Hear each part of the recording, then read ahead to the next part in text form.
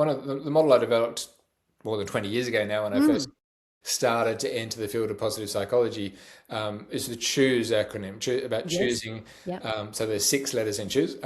But that came from when I first started to research positive psychology, and I read as much as I could, well, as much as I could about thriving and flourishing, and tried to put it together in a compact package that everyone could sort of understand and apply. And that was so basically it was about the fact that happiness is something you choose, and that was I kind of meant that in 2 ways. One, it's about taking responsibility for life. We don't have control over everything. There are many stresses and many challenges in the world that we don't have control over. You only need to turn on the news to see what some of them might be. But we do have control over some aspects, and we do have control over how we respond to or react to life's adversities. And that's where CHOOSE comes in. So it's about taking responsibility, but then CHOOSE stands for 6 key strategies, which, and again, I developed this more than 20 years ago, but and I've reviewed it multiple times, but I think it's still very applicable. I don't think it's really changed. So quickly, so C stands for clarity. That's being clear about, having clear goals, being clear about your values. I think that's really important. Knowing what to say yes and what to say no to. I think a lot of people aren't as clear about those things as possible, and so they wander through life, get lost, get sucked into the sort of, what social media tells us to believe, what the news tells us to believe, and that's that's not necessarily the most helpful way. So C is about being really clear about who are you, who do you want to be, what do you stand for, what's important to you, and how can you live your life as best as possible, staying on that path. H is about healthy living.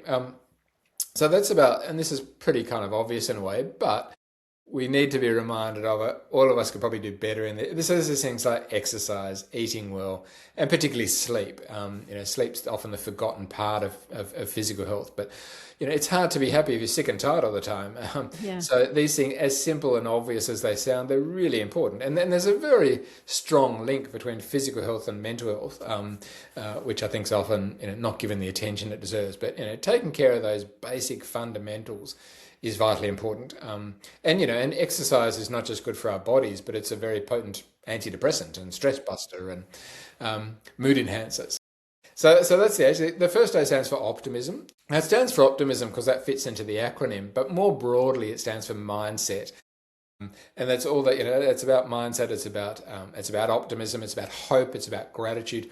All of that big cluster of psychological variables, which are all a bit different but all related. But the way we think about things, the way we think about us, the way we think about our world, the way we think about others, all of those things we know are fundamentally important, very possibly the most important thing. So, there's that saying that it's not what happens to you that matters, but how you think about what happened to you that matters, and that all comes under that cluster of optimism, which is not the same as positive thinking.